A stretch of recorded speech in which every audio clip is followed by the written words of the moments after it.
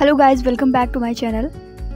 इस नई सीरीज़ में हम शुरू करने वाले हैं बाल विकास और शिक्षण अधिगम से संबंधित कुछ महत्वपूर्ण प्रश्नों की श्रृंखला। तो टॉपिक वाइज यहाँ पर हम लोग क्वेश्चन का डिस्कशन करेंगे, साथ ही साथ उन क्वेश्चन से रिलेटेड कुछ एक्सप्लेनेशन भी होगा। टेट और सीटेट की तैयारी कर रहे हैं तो ये वीडियो आपके लिए बहुत ही ज़्यादा इंपॉर्टेंट होने वाला है। तो आइए स्टार्ट करते हैं। हमारा पहला टॉपिक वृद्धि एवं विकास की अवधारणा से संबंधित है, जिससे रिलेटेड कुछ क्वेश्चन हम यहाँ पर सॉल्व करेंगे। जैसे कि हमारा पहला क्वेश्चन है, वृद्धि के बारे में क्या सही नहीं है। ऑप्शंस दिए हुए हैं, अभिवृद्धि शारीरिक होती है, अभिवृद्धि मात्रात्मक होती है, अभिवृद्धि मापनीय होती है, या फिर अभिवृद्धि जीवन पर्यंत चलने वाली प्रक्रिया है। हमें बताना है कि कौन सा इसमें ऑप्शन सही नहीं है। जो ऑप्शन हमें दिए होते हैं कि सही नहीं है तो उन्हें हमें बहुत ध्यान से पढ़ना होता है, क्योंकि अक्सर हम जल्दबाजी में ऑप्शन गलत कर देते हैं। तो यहाँ पर ध्यान रखें, अभिवृद्धि शारीरिक होती है, बिल्कुल सही बात है। अभिवृद्धि मात्रात्मक होती है, ये भी बिल्कुल सही बात है। और अभिवृद्धि मापनीय भी होती है, लेकिन अभिवृद्धि जो है वो जीवन पर्यंत चलने वाली प्रक्रिया नहीं है। यहीं पर अगर बात विकास के बारे में की जाए तो विकास जो है जीवन पर्यंत चलने वाली प्रक्रिया है। तो यहाँ पर हमारा राइट ऑप्शन हो जाएगा ऑप्शन नंबर डी। इसी के साथ हमारा अगला क्वेश्चन है, क्वेश्चन नंबर 2, निम्न में से कौन सा कथन सत्य नहीं है। ऑप्शंस हैं, सीखना व्यवहार परिवर्तन की एक प्रक्रिया है, वृद्धि एक जैविक प्रक्रिया है, विकास एक मात्रात्मक प्रक्रिया है, या फिर शिक्षा एक लक्ष्य उन्मुख प्रक्रिया है। तो हमें यहाँ पर बताना है कि कौन सा कथन सत्य नहीं है। सीखना व्यवहार परिवर्तन की एक प्रक्रिया है, बिल्कुल सही बात है। वृद्धि एक जैविक प्रक्रिया है, ये भी बिल्कुल सही बात है, क्योंकि अभी हमने पढ़ा कि वृद्धि जो होती है वो शारीरिक होती है। फिर ऑप्शन ए, विकास एक मात्रात्मक प्रक्रिया है। अगला है, शिक्षा एक लक्ष्य उन्मुख प्रक्रिया है, ये भी बिल्कुल सही बात है। ऑप्शन नंबर सी जो दिया हुआ है, विकास एक मात्रात्मक प्रक्रिया है। जो वृद्धि होती है उसे हम मात्रात्मक रूप से प्रदर्शित करते हैं, बल्कि विकास को हम गुणात्मक रूप से प्रदर्शित करते हैं। तो यहाँ पर ऑप्शन नंबर सी राइट हो जाएगा, क्योंकि ये कथन जो है सत्य नहीं है। तो आइए समझते हैं वृद्धि और विकास में बेसिक डिफरेंस क्या होते हैं। वृद्धि जो होती है वो शारीरिक होती है, जबकि विकास शारीरिक और मानसिक दोनों हो सकता है। वृद्धि जो है मात्रात्मक रूप से दर्शाई जाती है, जबकि विकास को हम गुणात्मक रूप से दर्शाते हैं। वृद्धि मापनीय होती है और विकास को हम माप नहीं सकते हैं। वृद्धि जो होती है वो एक निश्चित आयु तक चलने वाली प्रक्रिया है, एक निश्चित आयु के बाद हमारी वृद्धि रुक जाती है, जबकि जो विकास होता है वो जीवन पर्यंत चलने वाली प्रक्रिया होती है। तो ये बेसिक डिफरेंस हमें वृद्धि और विकास में याद रखने हैं। इसके बाद में क्वेश्चन नंबर 3 है, निम्नलिखित में से कौन सा कथन सत्य नहीं है। ऑप्शन है, विकास और वृद्धि एक दूसरे के पर्यायवाची हैं, विकास एक सतत प्रक्रिया है, वृद्धि विकास का ही एक भाग है, विकास कार्यक्षमता, कार्यकुशलता और व्यवहार में आने वाली गुणात्मक परिवर्तनों को प्रकट करता है। तो हमेशा याद रखेंगे, जो वृद्धि होती है वो विकास का ही एक भाग होता है, इसलिए ये कथन हमारा बिल्कुल सत्य है। और विकास ये एक सतत प्रक्रिया है, बिल्कुल सही बात है। और ऑप्शन नंबर डी है कि विकास कार्यक्षमता, कार्यकुशलता और व्यवहार में आने वाली गुणात्मक परिवर्तनों को प्रकट करता है, बिल्कुल सही बात है। और वृद्धि जो हमारी होती है वो मात्रात्मक परिवर्तनों को प्रकट करती है, विकास जो होता है वो गुणात्मक परिवर्तनों को प्रकट करता है। लेकिन यहाँ पर जो ऑप्शन नंबर ए दिया हुआ है, विकास और वृद्धि एक दूसरे के पर्यायवाची हैं, तो ये बिल्कुल गलत सेंटेंस लिखा हुआ है, क्योंकि विकास और वृद्धि दोनों अलग अलग बातें हैं। वृद्धि जो होती है वो विकास का ही एक पार्ट है, लेकिन एक दूसरे के पर्यायवाची दोनों नहीं हैं। तो यहाँ पर हमारा राइट ऑप्शन हो जाएगा ऑप्शन नंबर ए। इसके बाद स्क्रीन पर क्वेश्चन नंबर 4 है, निम्नलिखित सूची में से बाल विकास में गुणात्मक परिवर्तन की पहचान करें। अब हमें यहाँ पर बताना है कि इनमें से गुणात्मक परिवर्तन कौन सा है, वजन, दृष्टि, बाल या फिर दांत। देखिए, जो वजन होता है ये हमारा वृद्धि से संबंधित है, और जो बाल होते हैं ये भी हमारे वृद्धि से संबंधित हैं, दांत भी हमारे वृद्धि से संबंधित हैं।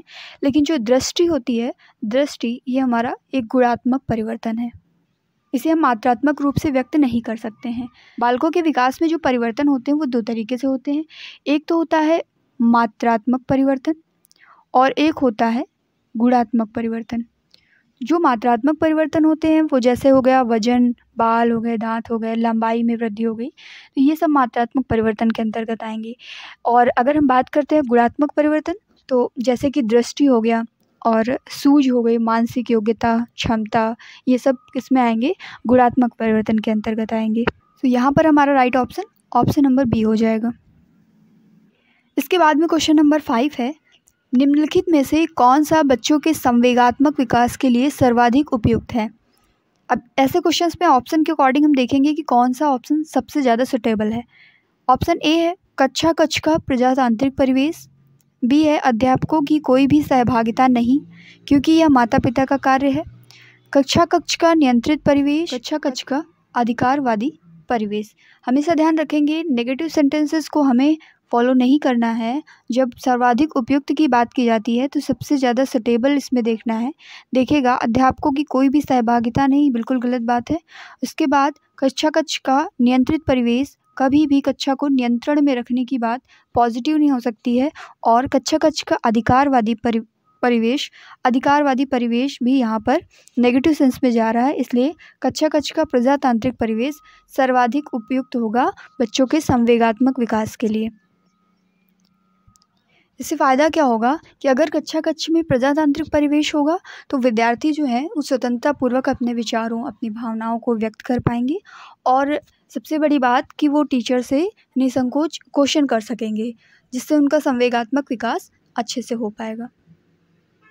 तो यहाँ पर हमारा राइट ऑप्शन हो जाएगा ऑप्शन नंबर ए। इसके बाद हमारा अगला टॉपिक आता है समावेशी शिक्षा की अवधारणा एवं विशेष आवश्यकता वाले बच्चों की समझ। इस टॉपिक से रिलेटेड कुछ क्वेश्चन करेंगे, तो आइए स्टार्ट करते हैं। पहला क्वेश्चन है हमारा यह विचारधारा है कि सभी बच्चों को एक नियमित विद्यालय व्यवस्था में समान शिक्षा प्राप्त करने का अधिकार हो। अब इसमें से बताना है कि कौन सी विचारधारा के अंतर्गत सभी बच्चों को एक नियमित विद्यालय व्यवस्था में समान शिक्षा प्राप्त करने का अधिकार होता है। क्या वो विशेष शिक्षा है या फिर मुख्यधारा शिक्षा या बहुल सांस्कृतिक शिक्षा या फिर उसे हम समावेशी शिक्षा कहते हैं। तो इनमें से हमारा राइट ऑप्शन हो जाएगा समावेशी शिक्षा, क्योंकि समावेशी शिक्षा विचारधारा एक ऐसी विचारधारा होती है जिसमें हम सभी बच्चों को एक नियमित विद्यालय व्यवस्था में समान शिक्षा प्राप्त करने का अधिकार प्रदान करते हैं। और यहीं पर अगर बात की जाए कि निःशुल्क और अनिवार्य शिक्षा का अधिकार अधिनियम कब आया था, तो ये 2009 में आया था, जिसमें प्रारंभिक शिक्षा में सभी बच्चों के समावेशन और समता के सिद्धांतों पर भेदभाव रहित शिक्षा प्रदान करने का मार्ग प्रशस्त किया गया था। इस अधिकार अधिनियम से फ़ायदा क्या है कि ये अधिनियम जो है सभी बच्चों को गुणवत्तापूर्ण प्रारंभिक शिक्षा प्राप्त करने और उसे पूरा करने का अधिकार प्रदान करता है। तो यहाँ पर ऑप्शन नंबर डी हमारा क्या हो जाएगा? राइट आंसर हो जाएगा। इसके बाद बढ़ते हैं क्वेश्चन नंबर 2 की तरफ। क्वेश्चन नंबर 2 है निम्न में से कौन सी समावेशी शिक्षा की एक विशेषता नहीं है? ऑप्शन देखते हैं। ऑप्शन है समावेशी शिक्षा एक सतत प्रक्रिया है, ये कोई उपार्जित अवस्था या उत्पाद नहीं है, यह केवल विशेष आवश्यकता वाले छात्रों के सीखने में अभिवृद्धि करती है।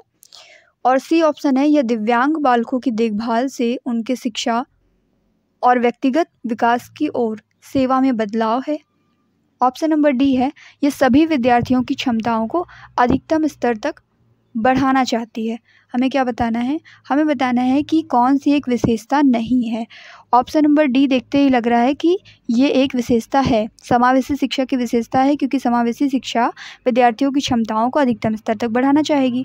फिर दिव्यांग बालकों की देखभाल और उनकी शिक्षा और व्यक्तिगत विकास की ओर सेवा में बदलाव, ये भी सही है। समावेशी शिक्षा एक सतत प्रक्रिया भी है और ये कोई उपार्जित अवस्था या उत्पाद नहीं है, बिल्कुल सही बात है।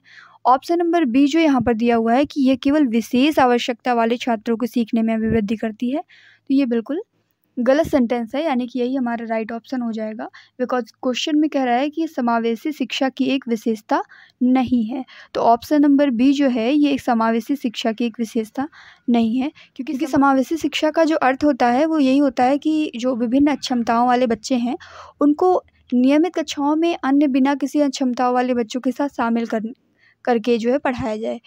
तो यहाँ पर बी ऑप्शन हमारा राइट हो जाएगा। क्वेश्चन नंबर 3 है कि समावेशी शिक्षा किस सिद्धांत पर आधारित है?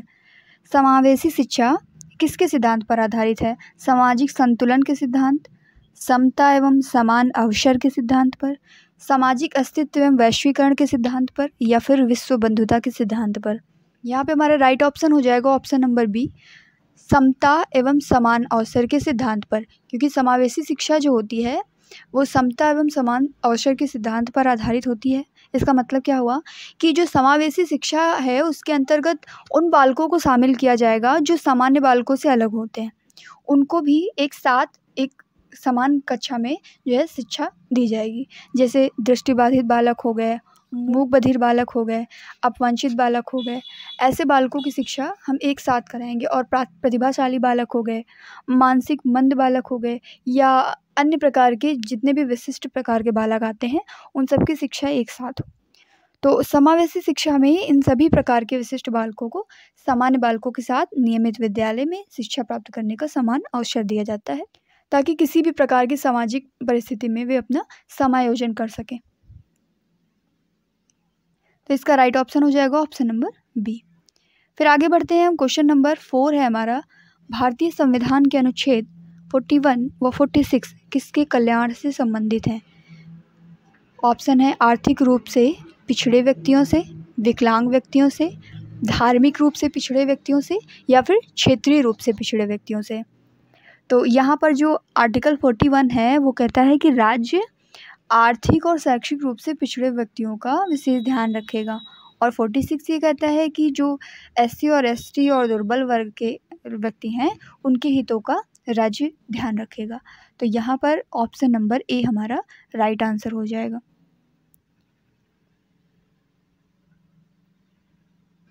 तो आज के वीडियो में हमने 2 टॉपिक से रिलेटेड क्वेश्चंस को कवर किया। पहला था हमारा वृद्धि और विकास से संबंधित, और दूसरा था हमारा समावेशी शिक्षा की अवधारणा और विशेष आवश्यकता वाले बच्चों की समझ।